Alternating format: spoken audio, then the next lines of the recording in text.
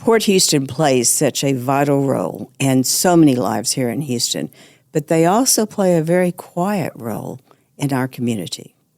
Garrett Berg and Jessica Mendoza are here today to join us and to talk about the real work behind running the country's busiest waterway.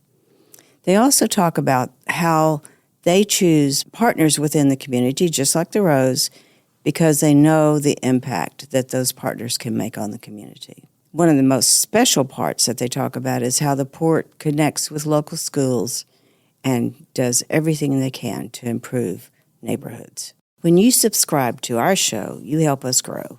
Someone you know may need to hear this story. So please share with your family and friends and consider supporting our mission at therose.org. Let's talk about your breast. A different kind of podcast presented to you by The Rose, a breast center of excellence and a Texas treasure. You're going to hear frank discussions about tough topics, and you're going to learn why knowing about your breast could save your life.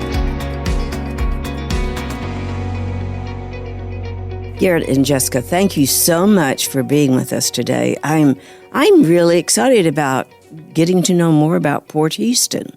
Now, I want to tell you, I went online, and I thought, what? They do this, they do this, they do this. So who wants to jump in there and tell us a little bit about the port? I'm happy to jump in there, if that's okay. Yeah, but first of all, I just want to say thank you for the invitation. We're so happy to be here. But just a little bit about the port. So Port Houston is the leading advocate and the strategic leader of the Houston Ship Channel. So just in case you didn't know, the Houston Ship Channel is the nation's busiest waterway. It is. Yes, it is. It's 52 miles long, and it's home to over 200 private facilities. But of those facilities, Port Houston owns and operates 8 of them, which includes the area's largest break bulk facility. So you may be asking, what's break bulk? Break bulk is everything that does not fit into a container. So it can be a crane, steel, some kind of construction equipment. So that huge heavy cargo, whenever you see that sign on maybe you're driving on the freeway and you see a truck with flashing lights saying heavy cargo or just slow down, that is break bulk. But we also operate 2 of the nation's most efficient container terminals. What comes through the port? Well, it could be the very devices that this podcast is listened on. It's phones, it's tablets, it's iPods, iPhones. Are iPods still a thing? But it could be the clothes that we're wearing, the Amazon orders that you place online and get delivered right to your doorstep, maybe even shopping your favorite Walmart products, or even possibly the car that someone is driving. So now, Jessica, how long have you been there, and what is your role? So I have been at the port for over a year. I'm closing in on my 2-year anniversary, which is insane to say. I am the community relations coordinator at the port. Well, of course you are. You knew everything about it, just in that one bit. Yeah. And do you like your job? I really do. It's a very interesting position. First of all, the maritime industry, I will be honest and say I did not have a lot of background, if little to none, I will be honest, about the maritime industry. But when it comes to engaging with community and being out there and having those face-to-face conversations, that's something I truly value and love to do. And Garrett, now tell us about your role. Okay. So I serve as a communications manager. I've been at Port Houston for 10 years now. I feel like just long enough to kind of get a good grasp of what's going on, but it's been kind of the same thing. I didn't have a whole bunch of background in maritime, but it's something that I've learned to love, appreciate. So beforehand, did healthcare, did some marketing, lived down in Honduras, was a teacher for a few years. But I think the thing that kind of ties it all together was just learning about community. So this role has been something that's been fantastic, really allows us to engage with different communities along that Houston Ship Channel, working with them on different projects, different initiatives, and kind of learning how we can enhance our communities. All right, I want to go there. But when you talk about maritime, what does that mean, really, when you talk about learning all of the port? Explain that. I think it's something people don't understand how many layers go into maritime. The whole intermodal, it's not just ships. It's the container terminals, it's trains, it's trucking, it's warehouses, there's stores. And so that all kind of builds into this giant maritime industry and truly is an economic engine for our region and our state and our nation. So I think that's something that we kind of try to get people to understand is really what maritime is and how it impacts their lives and something. And usually kind of once you get a chance to talk to them and explain it, you see that little light bulb go on and saying, oh, like Jessica was saying, the things that we use every day that come through on ships. So it doesn't say made in the USA. Usually that probably means it came from a different country, and that ship, they brought that, comes to the port. I know nonprofit groups that work, within the people that are on those ships or may need a place to stay or, Siemens and some of those others. But I guess I never even thought about how multi-layered, and you're right, it is an economic factor. It is a huge factor. There was no Houston until we had the port. I mean, you learn that, in history. So interesting. There's a saying, I'm so sorry to cut you off. There's a saying that it's the port that built the city. I believe that, yes. So when you talk about that community involvement, what does that include? Do you do a lot of presentations? Are you within the schools, within the business people? How does that work? I'd like to say that we do it all. We do speaking engagements, so presentations, but we are partners with schools, whether it be high schools, middle schools, colleges, universities. That's through our workforce development program. We also partner with nonprofit organizations, civic club, community members, chambers of commerce. So it's a wide range of community engagement. And so why would the port have chosen the Rose for this most recent granting opportunity? It aligns with our strategic objectives to really kind of enhance and support our communities. I think the impact that you guys create is fantastic.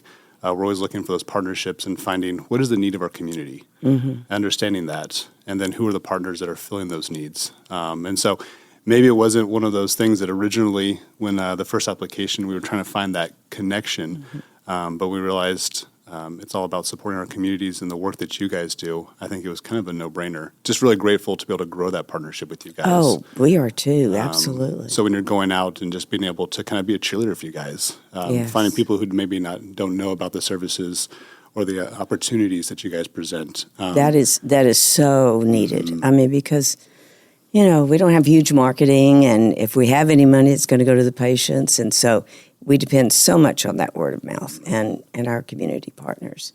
It's really important. Your mission to save lives. So that work alone is something that we truly value. And, folks forget that in this LaPorte, Deer Park, Pasadena area, these are huge neighborhoods. I mean, there's lots and lots of people who are in need and lots of people who don't know that this kind of service is even there. So now, Jessica, didn't you do some work in empowering the Hispanic community? I did. Right after college, I worked for Univision Houston in their community empowerment department.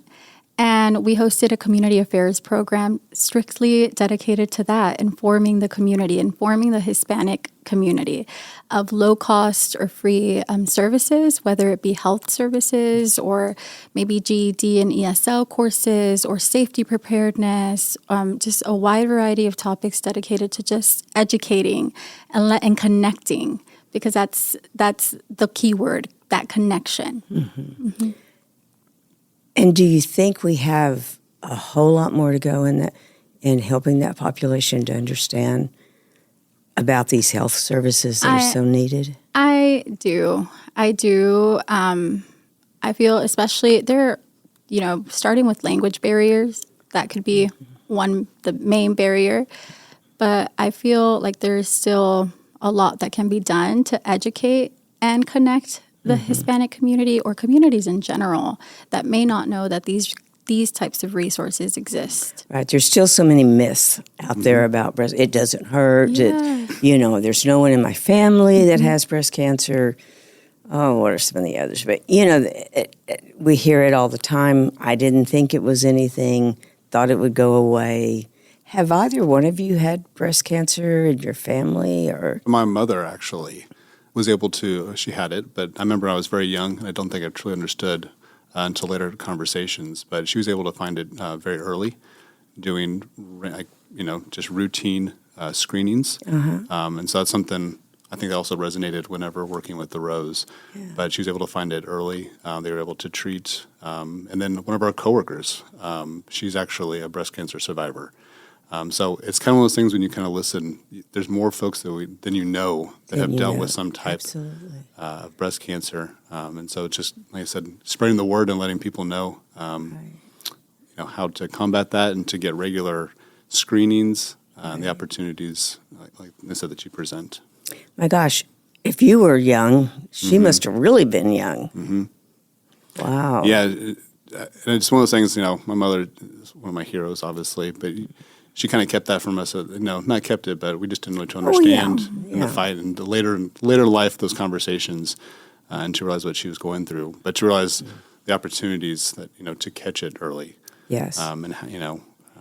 That's pretty the whole incredible. Key. Yeah. And for you? I feel like I'm a very lucky person to say breast cancer has not directly impacted my family or myself. I have been around coworkers that have been impacted by breast cancer. One specifically comes to mind where she was doing her self-checks. Everything is fine. She got her mammogram. Everything was great.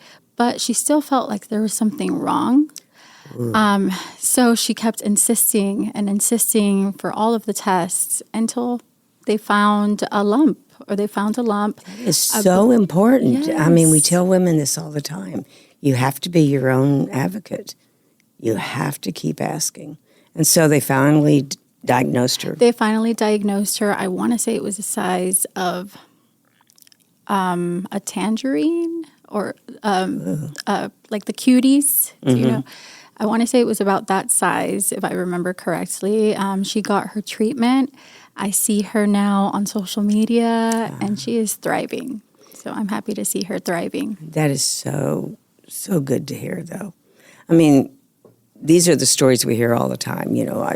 They told me everything was normal, but I knew women's intuition. And something, sometimes it's the guys that get us hidden.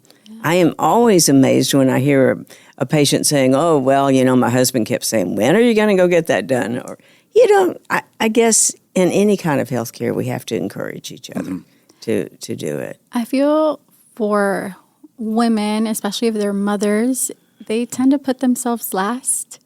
And they tend to put everyone else's health care before them, their children, their husbands. But when is it mom's turn? So I love that you're saying that it's sometimes men and sometimes their partners that encourage them to go out and get screened. Right. And it no matter what screening we do, there is a reason for it. And it can really make a difference. So I don't want to get too far away from Port Houston, even though those are great examples, but I had no idea with your mom. I'm fascinated by this trip you were talking about, that anyone could take on the boats, or the what is it, tour of the port? The MV Sam Houston. It's a free boat tour. It's one of a kind. It's the only boat that can actually go on the Houston Ship Channel, but allows folks to come down there and see Port Houston in action, to see the break bulk facilities that Jessica was speaking of, and kind of see ships from all over the world coming in and bringing, goods and services right here to our backyard. So it runs Tuesday through Saturday. We have 2 tours each day. But it's just a fantastic opportunity for folks to come down there and just kind of get a unique perspective of something maybe they don't know about or haven't seen. But ships, the size of 3 football fields, unloading things right there, just a great opportunity for people to understand a little bit more about that economic engine that we speak about.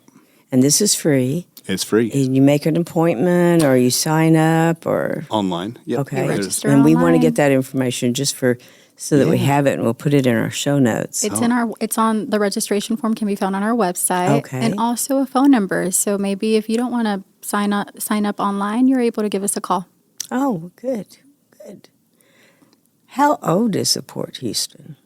I mean, was it always an organization, or? So Port Houston has a great history. Officially became the Port Authority in 1914 is when the Houston Ship Channel. So I think 1911 is when they formed organization, and then 1914 is when the official Houston Ship Channel opened. Oh, my goodness. So we have celebrated 100 years, but before that it was Port of Galveston and actually Harrisburg was kind of the original port down there by Ellen's Landing downtown. Oh my gosh, yes. It really is. Jessica, I think, hit it perfectly. Houston really was the town that built the port that then built the city. And so it's kind of the port is that foundation for a lot of the petrochemical, industry, the healthcare industry, and even aerospace, things that Houston are, kind of is known for, all kind of spurned because of the Port of Houston. So, it's kind of humbling to think it's ships and ports that really make this city run. We think we're so sophisticated. We think we're so modern. And I know everything that y'all do. I've been on one of those ships, and it was a once-in-a-lifetime experience to watch and they are called pilots, right? yes, ma'am. To watch that pilot, navigate that ship, and there's no room. I mean, some of those channels or whatever, I'm probably using the wrong term, but you just sit there holding your breath. But it was fabulous, and the ships are huge, and to be in that environment. And there's something very, everybody knew what their job was. Big ship, small crew, there was focus. It was just like I said, once in a lifetime. They all work together. It's a great example of what it takes to make something that big work. Yeah, I think that's something we're really proud of, is that Houston really has one of the most efficient ports in the nation. It is a lot of coordination, a lot of moving parts, but it all ends up with those ships. And then when you go to Target or shopping on Amazon, that's the final product, right? Right. So. Right. What do you think is the best part of your job? Jessica, do you want to go first? Yeah. Listen. I will go first. Okay. The best part of my job is the people. It's being able to engage directly with the community, have those face-to-face conversations, learn about nonprofit organizations like The Rose that are doing such impactful work to the communities that they serve. I love learning about what they're doing, and being able to support that is something that really makes my heart happy. That's good. Oh, man, And for you? Maybe I should have gone first. Great answer. I think it's all the hats we get to wear. I think obviously it's the engagement, the community, things like that. But I think it's just teaching people about the port, the impact, and then all the programs. I think when people think the port, they think maybe ships. And there's so much more to Port Houston than just the ships and the cargo and things like that. There's a lot of programs that we have. Our mission is to drive the world and drive regional prosperity. I think when you think regional prosperity, you think maybe kind of the business side. But there's so many programs, whether it's our small women-owned minority business programs. I saw that. That was fascinating. Uplifting, small businesses. Right. Maybe it's our workforce and maritime education programs, getting in there and teaching kids as young as middle school that there are careers that don't require maybe college educations. And there's paths for everybody. It's our community grants program, that you're very well aware of, how we invest in our communities and our partners and programs.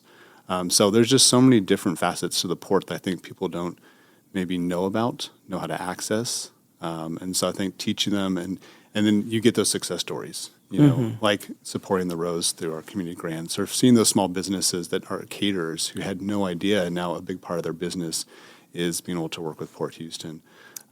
So that would be a major changer. Yeah. Or seeing kids who started in high school. I've been around long enough now, and now they are training to be a pilot. They're training, they work, and they're making these, great salaries and able to support their families and things like that. So, being able to support Houston, which I love, and our region and our native? state. Yes, ma'am. Oh, so yeah. So I think that's And something. you are too? I am, yes. So this is rare. Two natives together here. Oh, goodness. Yes, ma'am. So what's the worst part of your job, or the most difficult? Do you want to go first? Yeah, on do you want this to go one? on this one? Maybe the hardest part is just seeing the need in our communities. being there, kind of boots on the ground, and being able to really interact and just seeing the need of our communities and how many great partners, but just not being able to do as much as we'd like. Right. I think that's it. Whether it's limited by time or funding or things like that. We had so many great projects and initiatives for our grants program, and we were able to support a certain amount of them just due to funding limitations. So I think that might be the biggest thing, is just seeing the need and knowing the need and recognizing it, and trying to do our best to fill it, but knowing that we can't do it all. I know, but that community support means so much. Even if it's limited to thought partners, even if it's limited to what else could we do or how else could we do it, because, nonprofits get in their own little world, like all of us, but we don't see outside of what we think we can do. And I know so many times our granting agencies or our community partners have said, have you ever thought about? So, that's a gift to nonprofits that we don't often talk about. So what's the most difficult thing in your day? Well, I kind of have to bounce off of what Garrett said. I think some of the most difficult tasks about my role is informing the communities about the port, because some people don't know that Houston even has a port. I'm a native Houstonian. I grew up near the port, but my schools never took me on maybe a field trip to the Sam Houston boat tour. They never explained how important it was for our region, that it was just in our backyard. So I'm a example that not everyone knows about the port. So I would just say that, making sure the community knows that Houston has a port and everything that we have to offer. Additionally, is that there are just so many great programs that nonprofit organizations are doing and the impacts that they have and the people that they serve. But unfortunately, we're not able to fund them all at the moment. I would not want your job to have to look at proposals and decide. No. Yeah. No. And is it a group that looks at them, or is it individuals that look at proposals? How does that work within the port? Yeah, we have a grant committee that we've created.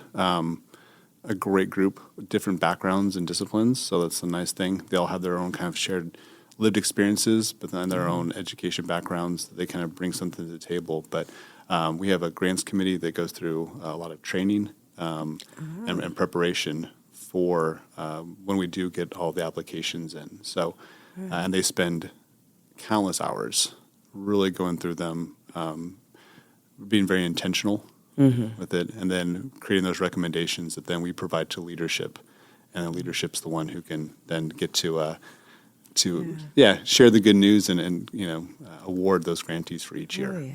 And it is good news. You cannot imagine when you have that call or that email. It is so exciting. Well, even on our side, being able to make those calls. I've had organizations jump for joy or cry for getting that great news. And a lot of people don't understand this, but when you have a grant that is fairly unrestricted, I mean, serve who you need to. In many of our granting partners, 40 is the age that starts, and that's just one example. Or, and many people under 40 need this service. So it is so nice to have a community partner that really understands there's times when you've got to have some funding just to be able to have that flexibility, be able to answer the women and be able to say, yes, you can come in. It makes such a difference, such a difference. So you both are parents. I understand you're the COO of 3 boys or something like that. Well, that's CEO is mama for sure. Oh, okay. But yes, ma'am, I have a 9, 7, and then we have a 9-month-old. So that is my other full-time job. That's a range, my gosh. It is absolutely fantastic. It is nonstop action, and just I wouldn't trade it for anything in the world. But moments like this, when you have a little bit of quiet, it's always nice as well. Yes. But it's absolutely fantastic. It's probably the best decision ever is becoming a father. But I said I have an incredible wife who keeps us all in line. I didn't catch the CEO was her. Oh, I mean, when I saw that, I thought, I wonder why you went to COO, but Yeah, that makes a lot of sense. And for you, Jessica? And I have a 10-month-old baby boy. Oh. His name is Santiago. He is my pride and joy. Well, of He course. gives me just those laughs, those baby giggles, those cuddles. Also have my husband who's just supporting everything that I do. That is wonderful. So I'm going to ask each of you a question, and you can have a minute to think about it. What is your dream for your children, your sons? What do you want their world to be like when they grow up? That's a great question. I want him to be happy. I want him to be happy, healthy, and his version of successful. Whenever he feels I am successful, I am happy with what I'm doing. I love this aspect. I'm supportive. Whatever he wants to do, I just really, my goal, my dream, just a happy, healthy baby. And for you, Garrett? I think same thing, kind of follow their passions, find something that makes them truly happy. That's the biggest thing. But also just to be kind. I think that's something that we really, it's something that sounds very easy and simple, but just teaching them to be kind, trying to, expose them to things outside of maybe their comfort zones and kind of what's going on in the world. We don't want to hide it from them, but I think when it comes down to at the very end, always choosing just to be kind. And I think the rest kind of follows. Right. I think if we don't have people in our life, we don't have connections, that's just not life. And what fascinates me the most, when I ask this question, there was a time when you'd hear, I want them to be successful and a doctor and a lawyer or something. But now it's, I want them to be happy. I want them to find that passion. I want them to, it's not about the career paths anymore. Isn't that a fascinating thing? We've learned as human beings. We've learned Evolving. Yes, yes, I think it is. I'm always fascinated with that. Well, I think finding somewhere that you feel valued. I think, yes, and I think the rest of the hard work and all that kind of comes with it. But find that value add and knowing your value, I think, is a big part too. I agree. Knowing what you bring to the table. I try to teach them that every day, and so How do you teach them that?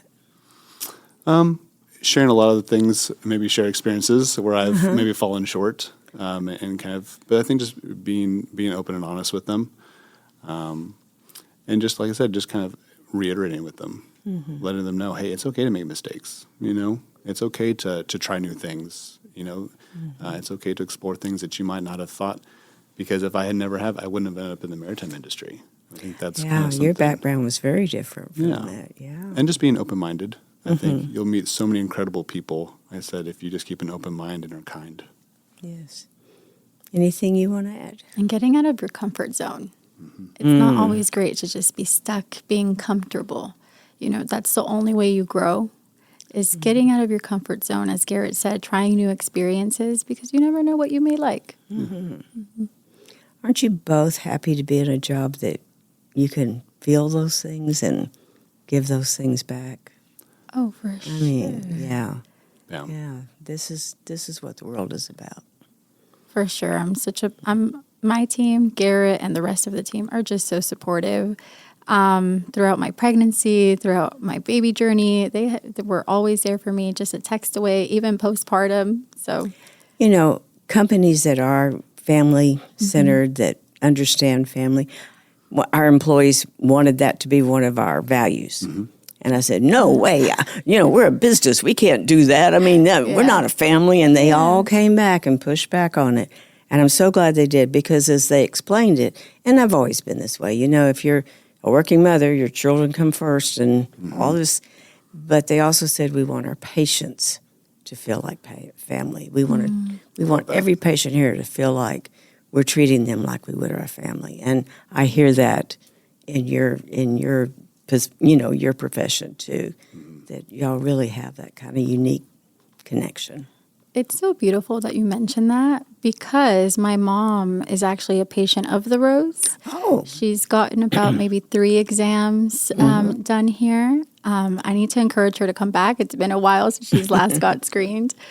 But whenever I told my mom I was going to be sitting down and having this conversation with you and the organization that you represent, her face just lit up. She was so happy. And I'm like, well, Mom, have you ever gone to the Rose? She's like, yes, I have. I've gotten my mammograms there, my screenings. And what was your favorite thing about it, Mom? Well, that it was accessible, that it was low cost, but also the staff. The staff is the reason I kept coming back. So the way that she was explaining it to me, it just feels like a sisterhood. It feels like family. So it's beautiful that you mentioned that. Oh, well, I'll have to take that back to my employees. Yeah, thank you. All right, well, you both have been such great guests. I really appreciate you coming in and sharing. And, of course, we are so grateful for the funding that Port Houston has provided the Rose. I mean, those are lives saved, no matter how you look at it. That's our pleasure. Like I said, we're very proud to support an organization like the Rose and what you guys are doing for our community. So thank you. Oh, thank you. Oh, great to have you here. Yeah, now we just got to get you to come down and take that the tour. We on will. the NBC We Houston. will. We will. Very And good. thank you for also joining our community resource fair in December. We're going to have one of yes. your mobile units there. We're getting people to register and sign up, but thank you for that. Well, that'll be interesting. Yeah, I think that's going to be a new place for us. yeah, Pasadena. So excited to bring you guys out to the community. Super. Thank you for joining us today on Let's Talk About Your Breasts. This podcast is produced by Speak Podcasting and brought to you by The Rose. Visit therose.org to learn more about our organization. Subscribe to our podcast, share episodes with friends, and join the conversation on social media using hashtag Let's Talk About Your Breasts. We welcome your feedback and suggestions. Consider supporting The Rose. Your gift can make the difference to a person in need. And remember, self-care is not selfish. It's essential.